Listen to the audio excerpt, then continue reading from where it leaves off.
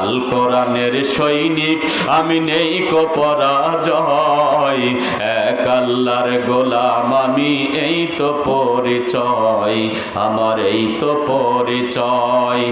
আল কোরআনের সৈনিক আমি নেই কো পরাজয়, এক আল্লাহর গোলাম আমি এই তো পরিচয়, আমার এই তো পরিচয়। এই পৃথিবীর সবই নকল, ওরে এই পৃথিবীর সবই নকল, আসল কিছুই নয়, এক আল্লাহর গোলাম আমি এই তো পরিচয়, আমার এই তো পরিচয়। জোরে বলুন মারহাবা। কোরআন হাদিস শাসনতন্ত্র রাসূল আমার নেতা, উৎসাহ মোর চির অম্লান ইতিহাস বীর গাথা। কোরআন হাদিস শাসনতন্ত্র রাসূল আমার নেতা, উৎসাহ মোর চির অম্লান ইতিহাস বীর গাথা। এক আল্লাহ ছাড়াই আমার দিলে, এক আল্লাহ ছাড়াই আমার দিলে নেই কোনো ভয়, এক আল্লাহর গোলাম আমি এই তো পরিচয়, আমার এই তো পরিচয়।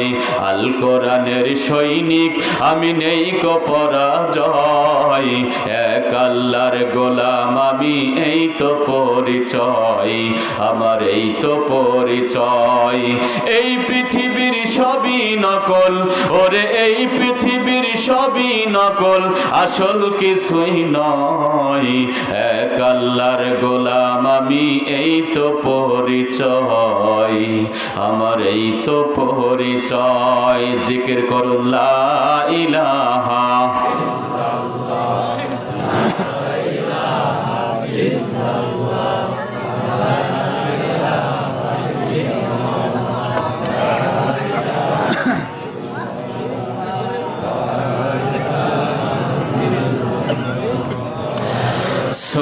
সুবহানাল্লাহ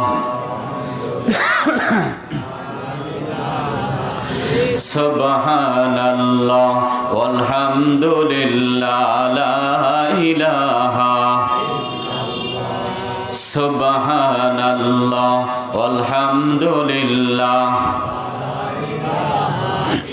ও ভাই বহু দূরে মদিনা, সেথায় কেমনে যাব জানি না, ও ভাই বহু দূরে মদিনা, সেথায় কেমনে যাব জানি না। দয়া করো দয়াল আল্লাহ, দয়া করো দয়াল আল্লাহ, জোড়াও মনের বাসনা, লা ইলাহা ইল্লাল্লাহ,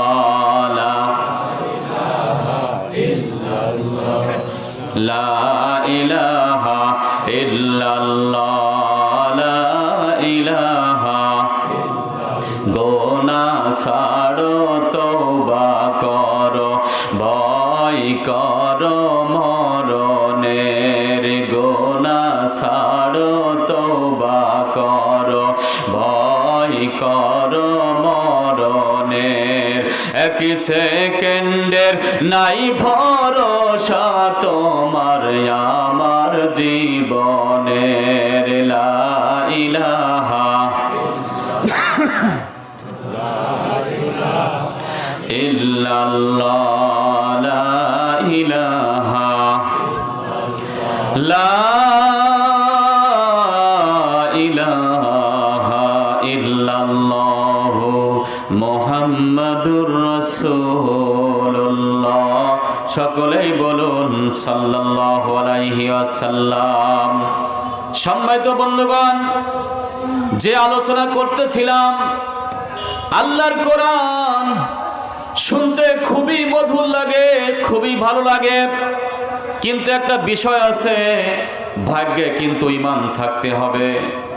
একই কোরআন শ্রবণ করেছে হযরত আবু বকর সিদ্দিক রাদিয়াল্লাহু আনহু ইসলাম গ্রহণ করেছেন, একই কোরআন শ্রবণ করেছেন ও একই কোরআন শ্রবণ করেছেন ওসমান রাদিয়াল্লাহু আনহু ইসলাম গ্রহণ করেছেন, একই কোরআন শ্রবণ করেছেন আলী রাদিয়াল্লাহু আনহু ইসলাম গ্রহণ করেছেন।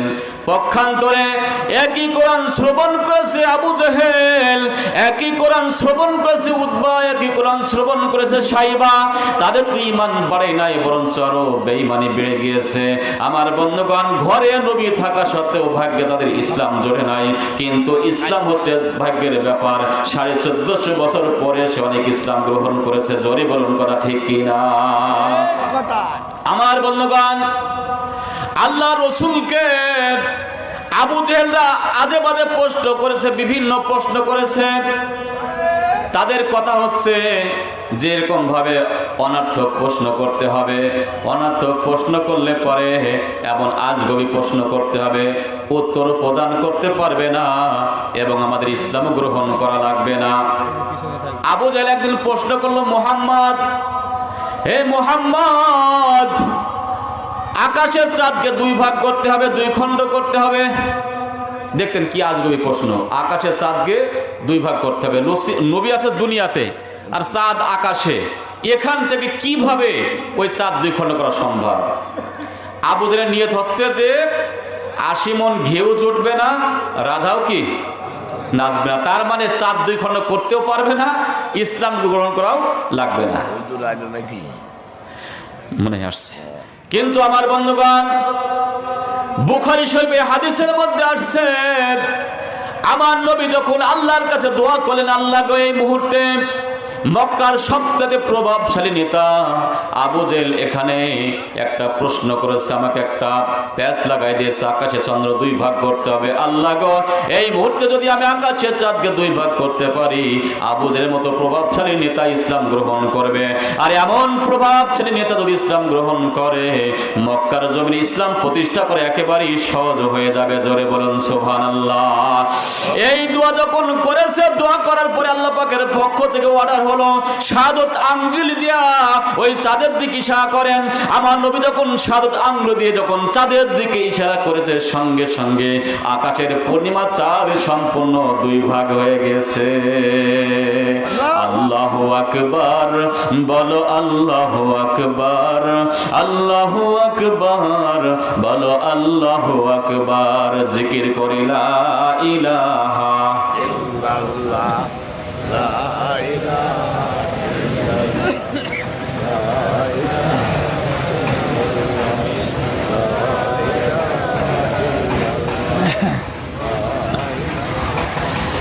সুবহানাল্লাহ ওয়ালহামদুলিল্লাহ, লা ইলাহা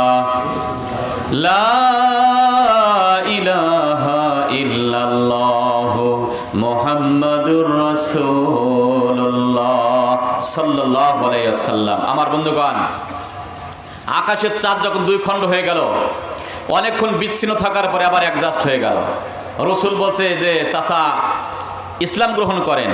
বলছে, আরে সর্বনাশ, আমি একদিন মনে করতাম যে তুমি তোমার জাদু আছে দুনিয়াতে কাজ করে, এখন দেখছি তোমার জাদু আকাশেও কাজ করে। আবু জেহেল বিভিন্ন জায়গায় তথ্য নিয়েছে, সব এলাকায় জিজ্ঞাসা করে যে অমুক টাইমে তোমরা কি চাঁদ 2 খণ্ড হতে দেখেছো? সবাই বলছে হ্যাঁ, আমরা ওই টাইমে দেখলাম চাঁদ 2 খণ্ড হয়ে গেল, আবার অ্যাডজাস্ট হয়ে গেল। তখন আবু জেহেল ডাকতে বলছে, মুহাম্মদ, আমি একদিন মনে করতাম তুমি মক্কার জাদুকর, এখন দেখ তুমি বিশ্ব জাদুকর। জোরে বলো নাউজুবিল্লাহ। আমার বন্ধুগণ, আবু জেহেলের ঘরে নবী, তারপরে তার ইসলাম ভাগ্যে জোটে নাই।